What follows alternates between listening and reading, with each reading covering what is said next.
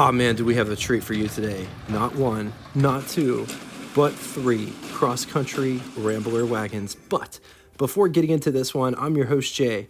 Welcome to What It's Like, the automotive channel made for automotive enthusiasts who dig different cars. We post between 4 and 5 episodes a week. So if you're into binging mini documentaries on your favorite lost and forgotten cars, this channel is right up your alley. I also sprinkle in engine episodes as well as do company histories in the mix. If any of that sounds of interest to you, subscribe and hit the bell icon next to it to never miss a video. 1955 Hudson model lineup. But before getting into all of that, let's rewind back to May of 1954.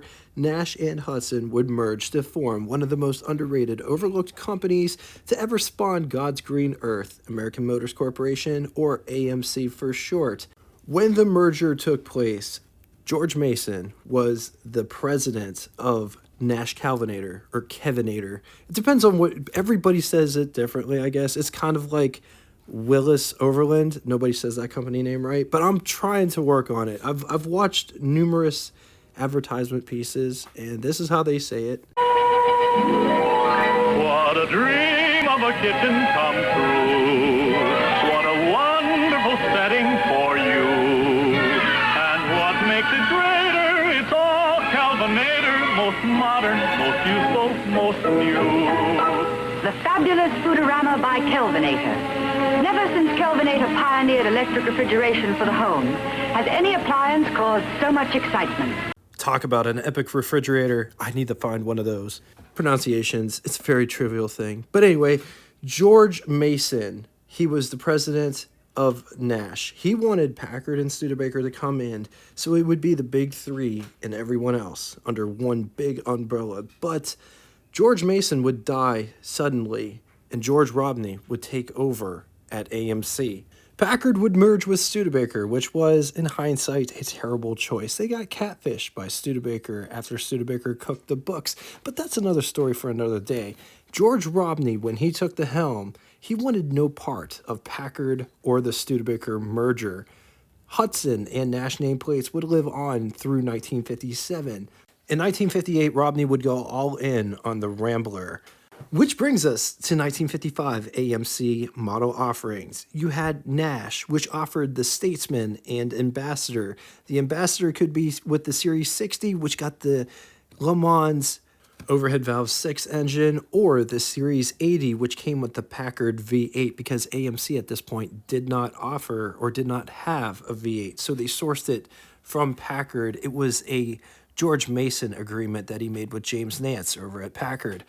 Hudson offered the Wasp, Hornet, the Super/Custom 6, or the Super/Custom V8, which was also the Packard V8. Both Rambler and Metropolitan were split. You could have it in either Hudson or Nash.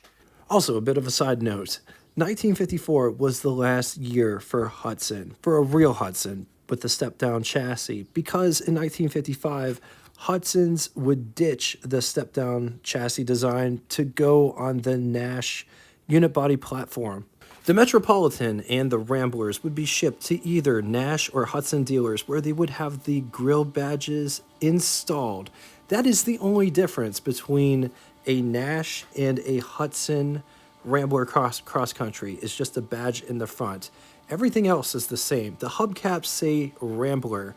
The Rambler series was offered in 4 trim levels. You had the Fleet series, which was a stripped out version. Interesting to note that Hudson offered 2 more body styles than Nash. A 2-door utility wagon, which only 21 were made, a 2-door 3-passenger business coupe, which only 34 were made, but Nash only offered 1 body style, the 2-door wagon, which 14 were made. So there was only 36 2-door utility wagons in the Fleet trim in 1955 between both Nash and Hudson, which makes it a super rare wagon. The other trims were Deluxe, Super, and Custom. Deluxe got you the plated headlight bezels. Deluxe fender script, plain hood scoop without the mascot, with a slightly better interior. Super got a mascot, and superscript on the fender with a little slightly better trim inside. The custom trim got you the really nice interior with vent windows in the rear. It's the only trim to have vent windows in the rear, and that's the easiest way to tell if it's a custom trimmed car. The custom trim also gave you standard the car bed feature, which, for those that don't know, the seats recline in this thing, making it 2 twin-size beds, perfect for camping. It's also important to note that not all body styles were available in all trims, like the 2-door 3-passenger wagon was only in fleet trim, but they did offer a 2-door 5-passenger Suburban in both deluxe and super, but not available in custom. And that's how they came up with 11 offerings, counting each individual model as its own separate offering. Custom Series only came in 4-door 6-passenger sedan, 4-door country club, and 4-door cross-country wagon. Interesting to note, though, is Nash offered a 2-door 5-passenger country club instead of the 4-door country club. Let's talk specs. 186.25 inches long, 73.5 inches wide. It's 59.4 inches tall. It rides a wheelbase of 108 inches. It weighs 2,870 pounds. Price, $2,098, which would be equivalent to you spending $25,165.43 in the year 2025. Total 1955 Hudson, the senior cars like the Wasp, Hornet, and the Custom Super 6, Custom Super 8 series.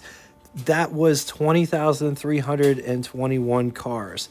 Total Hudson Rambler was 19,233 cars.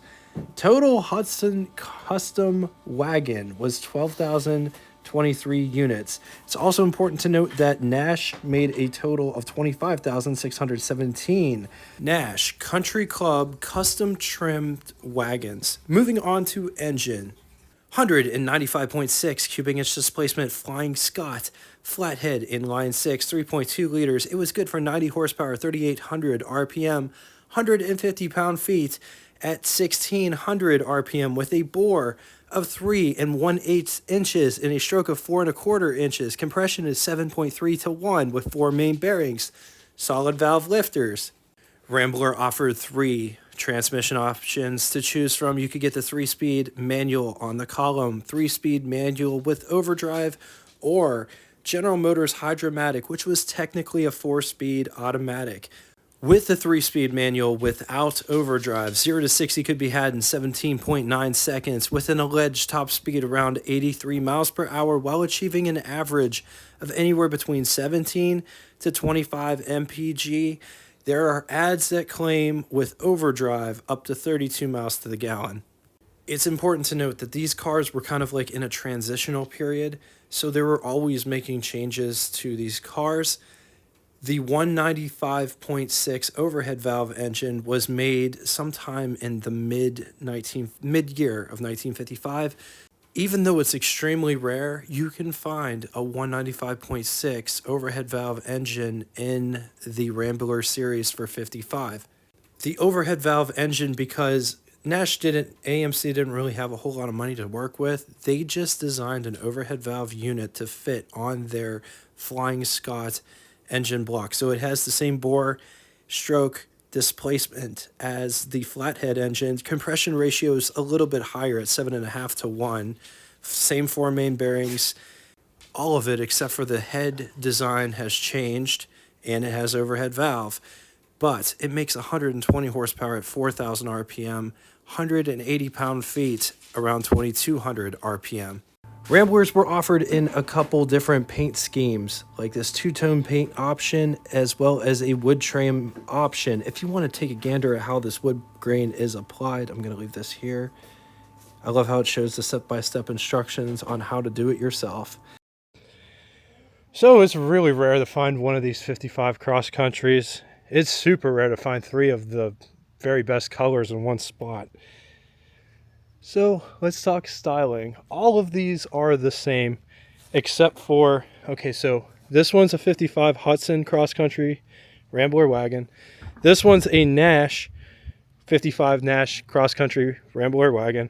And the one on the end is actually a car that I featured 2 years ago out at the Hudson Museum. And it's just really cool that it's here. It's a late model 1955 cross-country Hudson Rambler wagon. All of these cars have the same engine. Well, these two have the same engine, flatheads.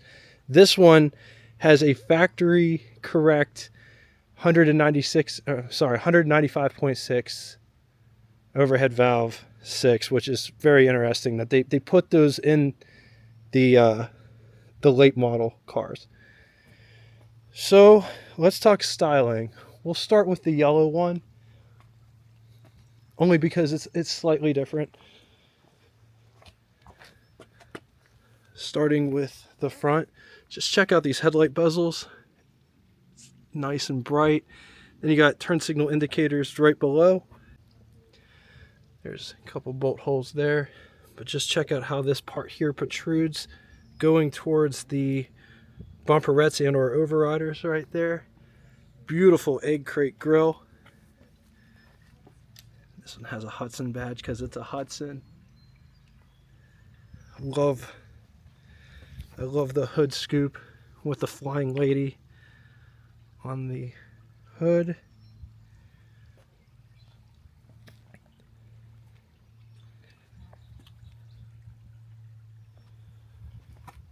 The fenders are flared. All of them have Rambler hubcaps. And I think it's really cool how they have this painted piece here and then this white wall. Really sets it off. I'll show you on the teal one. It's always his body color. It does have lower belt trim that runs in between the wheels. Also notice how this curves down. Custom on the fender. All of these cars are customs, which is super cool. You have the cowl vent, which allows fresh air to come in to you. This one's got a curved windshield with windshield wipers that oppose. The owner was telling me that these mirrors are not correct. I'll show you what the correct ones would look like on the teal car. This is the correct mirror, and notice where it is located. But you can see the lines on this so much better. Teal is my absolutely favorite color. I just love the way that the white and the teal work together on this car. Same thing, windshield wipers come together. Notice how they come out right here. This one has the fake wood grain that goes along the top. I never saw one in person that had that. It's really cool. I love the Pininfarina badge there. Also just wanted you to check out this part here. How it's kind of grooved into the door, and then it has these grooves. Notice how this windshield is designed. It's not wrap around, it's just curved. And it has this part here that comes up because the fender comes up.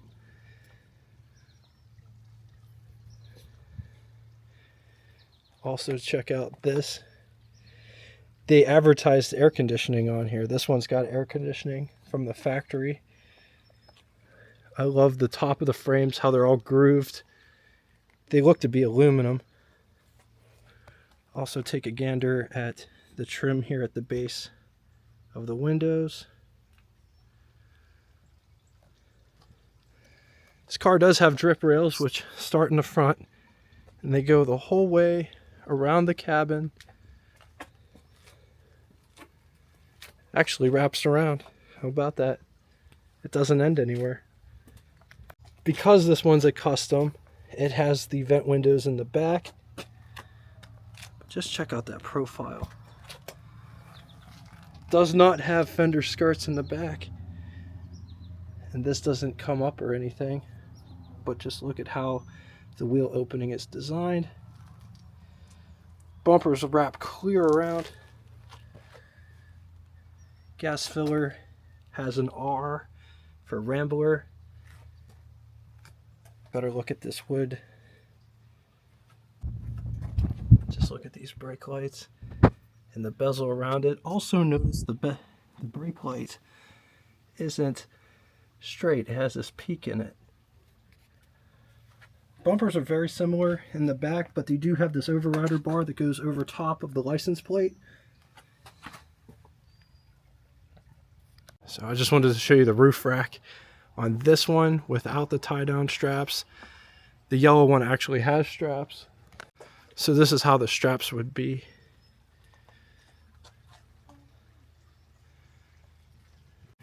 All right, getting in the rear. So just look at how these hinges are. Just look at how these hinges are designed, and they have this locking mechanism so that the top stays up.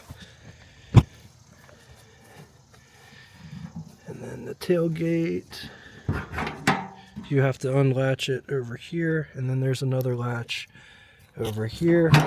Generally, if your hands are free, you can do it one latch at a time, but since I got this camera in my hand, just take a look at how that all opens up. Super cool.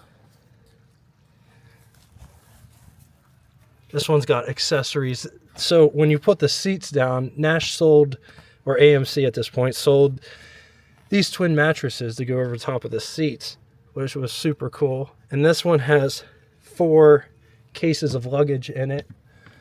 Scoot one out just so you can see what this is. This is what a suitcase used to look like. You can put all your intimates back there. It's really cool that it has all these pockets, but it's hard. It's a hard case. Like, it's not going to get wet. It's not going to get your clothes wet. It's not like suitcases today. There is a secret compartment. We're not going to show you what the compartment looks like, but right underneath here, this floor comes up, and that's where the spare tire is. So there it is, the spare tire compartment. And you got the jack stand and all the other tire accessories you need to change a tire.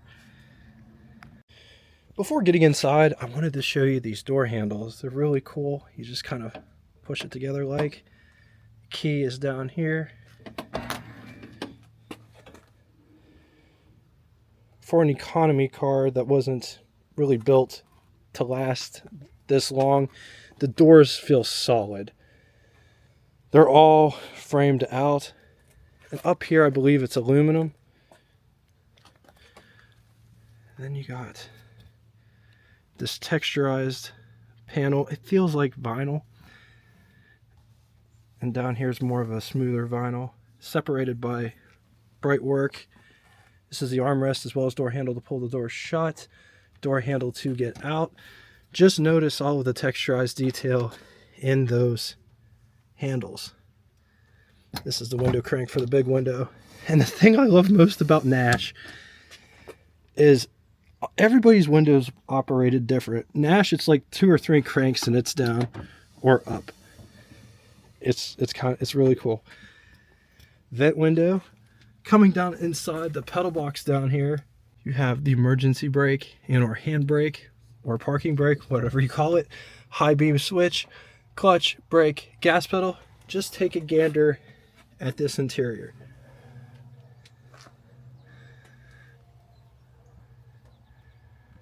Here is what over the hood looks like on this absolutely gorgeous car. Here is what first person over the hood would look like. Up above, you got sun visors. And man, just look at the material used on these sun visors. It's vinyl, but it's so nice. I love the stitching here. And then there's another sun visor over here and a rear view mirror in the center.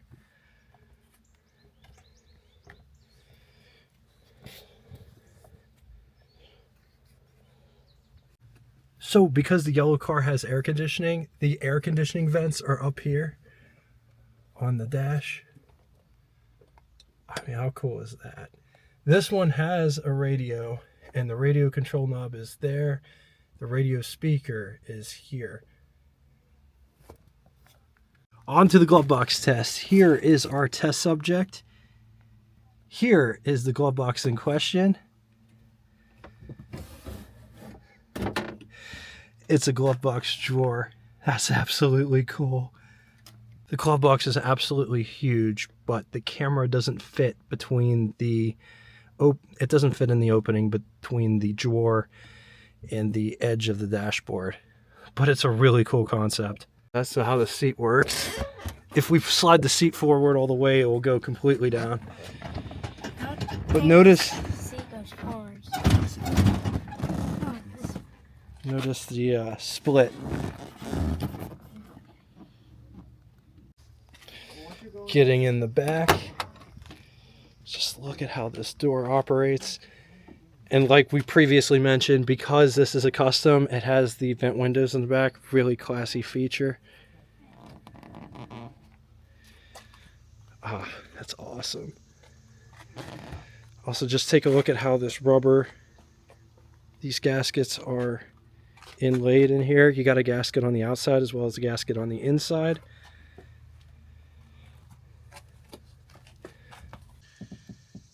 Here's what the front looks like from the back. Let's take a quick gander at the greenhouse or the pillar to glass ratio. It is so nice in here. This is what visibility looks like out the back from the back seat. Look at all the space you got. Oh, wow. All right, let's talk seat back profile. This seat back is rather upright, but it's not uncomfortable.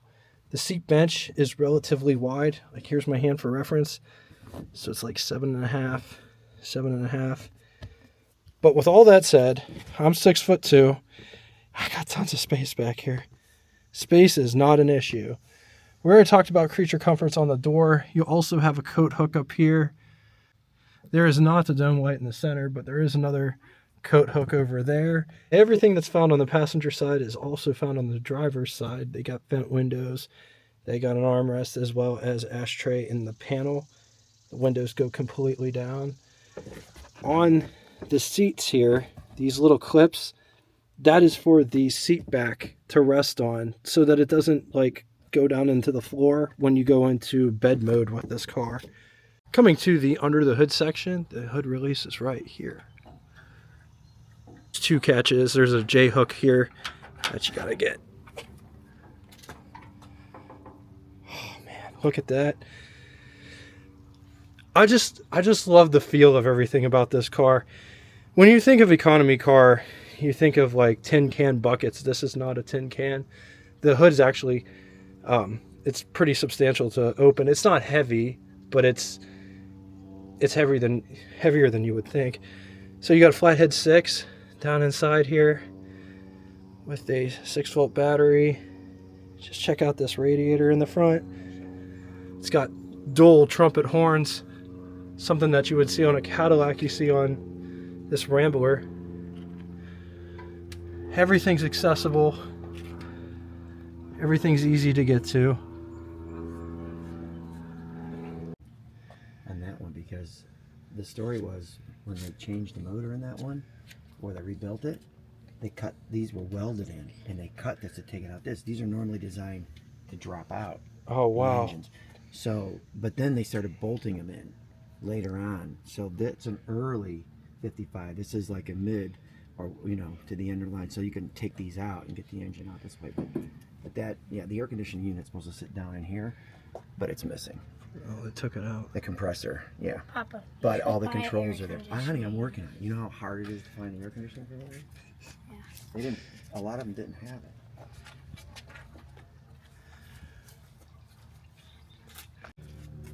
This one's got the overhead valve inline 6 in it.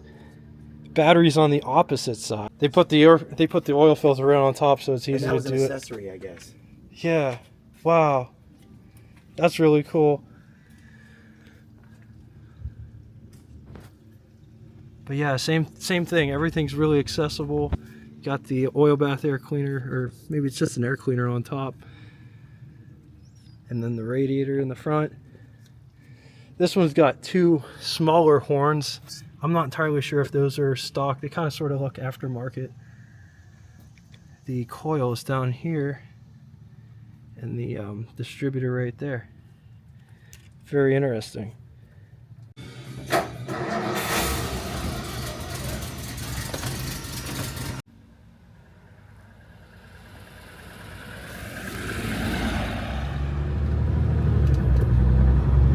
So this is the first one you got? Second one. First one was the teal Caribbean. One. Yeah, the teal. Yep. That was first, and then I found this one first, but the guy wasn't ready to let it go, so I had to kind of work on him a little bit. Finally, we got it, and I already had the blue one. So, and this one I like because I like woody wagons, you know, and this one's a woody, so it's really cool. So, and it rides so smooth. It's hot. It's hot today, but the airflow in this is amazing. Yeah, with the windows open, you don't get that baffling like you do in the new cars. Yeah, it's so, great. I mean, we're already doing 50, and she's got plenty of power. So I always wondered about these if the flathead was capable of going highway speed. Oh yeah, guys. I met a guy at the show the other day. He had a two-door sedan. He said, yeah, it was 65 miles an hour for the last 45 minutes to get to the car show. And I'm like, wow, really? That was pretty amazing. What sedan? It was at a car show in Pennsylvania that I was at. I drove by it, I saw it, just like, whoa, there's a Nash. So I had to stop and take a look at it. And he said, yeah, I drove it here 65 miles an hour. I'm like, wow, because I asked him how fast he could go in that thing.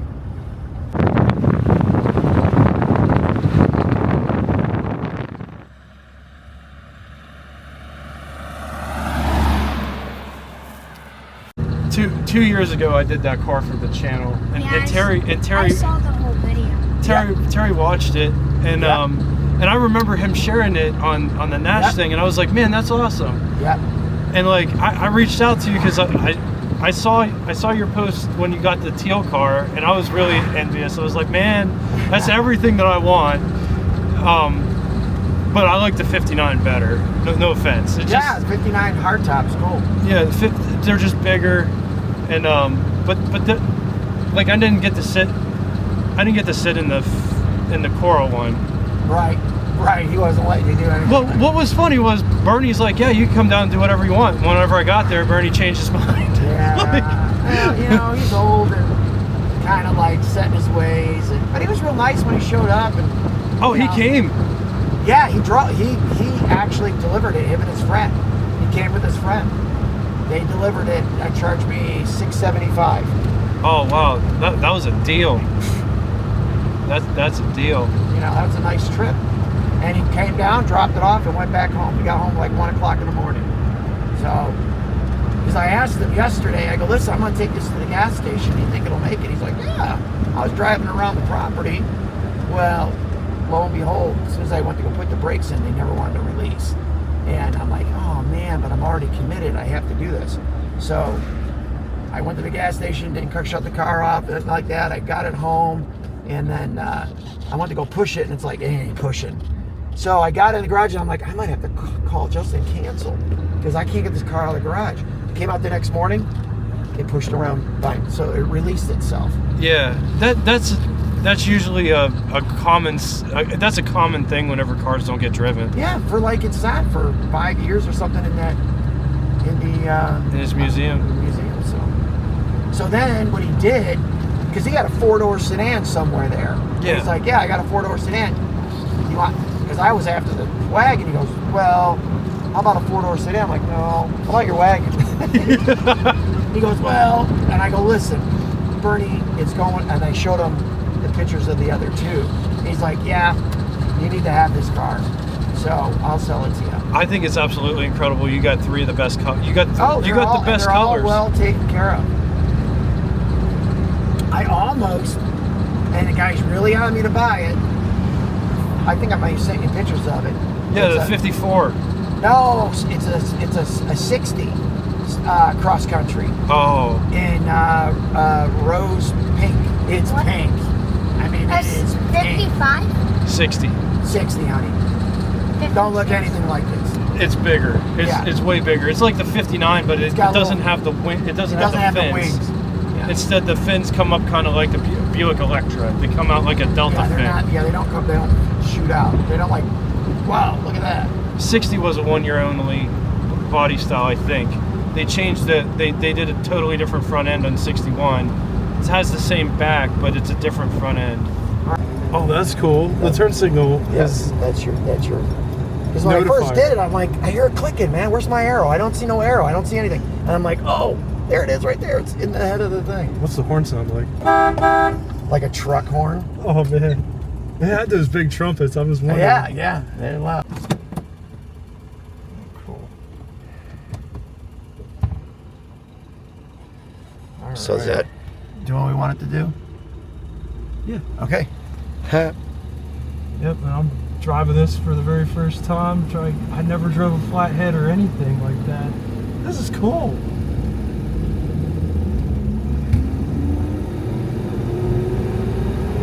All right, give it time. There you go. Sweet. There you go. You got it. Go to third. Go to third. You can go to third. There you go. Is that third? Yeah. Now you're in third, I think. We'll find out real soon. Yeah. Yeah, because they're very low geared. I'm trying to figure out where the clutch. Right. I have a 52 Chevy truck, but it's got a V8 in it. And it's still got the mechanical clutch, but they all drive different. They all engage different. Man, Right. this drives so nice. You're gonna get me hooked. I'm gonna have to buy one. I love the hood profile. Oh God, yeah, it's so cool. It's so awesome. I agree. It rides so much better than I thought Yeah, it would. I know. It's smooth. It's floaty, Yeah. Well, that was the suspension that they had. but it's not overly floaty. No, not like you're bouncing like a baby buggy. Right. Yeah, we're cruising 45. Yeah. Oh man, thank you so much again. Hey, you're welcome. This is Thank you awesome. for doing it. I'll give it some time.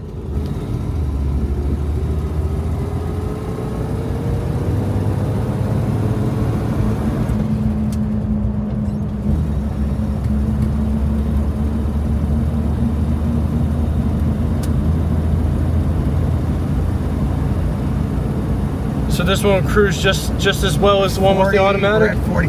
Well, this one needs a steering box work because the guy never really did that. So the other ones are much tighter. So this one wants to wander a little bit. So, we're at almost 50 right now. I mean, it's still fine, but Oh, yeah. you know what I mean? But there's a little play in the wheel where on the other ones we didn't have that. Economy car meant something different back in the 50s because it's not like your crappy Yugo from the 80s. It doesn't it feels substantial. Yeah. It doesn't feel El Cheapo like No. a lot of people say, Metropolitans and Yeah, no. Stuff these like were, that. No, these were built but well. I'm just amazed. It's great. On the positive side, compact wagon that has loads of space inside, nicely appointed. I personally love the ashtrays in the door panels, even though I'm not a smoker. It has the rear vent windows with the custom trim, the seat bed trick, glove box drawer that locks, and if you know me, I'm a huge fan of that feature. It shows up on various different cars, but I think Nash is the one that started it. If you know who started that, in the comment section below. It has an over-the-hood driving profile that I would personally never get sick of. It just looks so classy. It looks like it would be a more expensive car over the hood. It rides and drives so smooth. Yes, it might take 17.3 seconds to get to 60, but in this wagon, it doesn't matter. It doesn't matter how long it takes you to get up to speed because it's just so smooth. You don't feel any of the bumps. But it's not overly smooth to the point where you're like, yeah, it's a perfect driving vehicle. I want one, and I'm almost to the point that I might sell my truck to get a Nash. Now, the only question is, do I look for a cross-country wagon, or do I look for a two-door hardtop country club? Everything feels quality in these. Against it, parts like weather sealing strips for the rear vent windows are very impossible to get. They're really hard to find. And these are hard to find in general because they just rusted from the inside out, and with the unit body, they're not the easiest thing to fix once they start rusting. All right, now it's time for Would You Rather. Two scenarios today. In the first scenario, would you rather have a 1955 Ford wagon or 1955 Rambler Cross Country wagon, or 1955 Plymouth wagon. I'm going to leave this here for a minute. If you need more time, feel free, pause the video. On to the second scenario. Would you rather have a 1954 Rambler Cross Country or 1955 Rambler Cross Country or 1953 Rambler Cross Country? Once again, going to leave this here for a minute. If you need more time, feel free, pause the video. Now it's time for Name That Tune. First person to get both the name of the band and the song title correctly in the comment section will have their comment pinned to the top of it.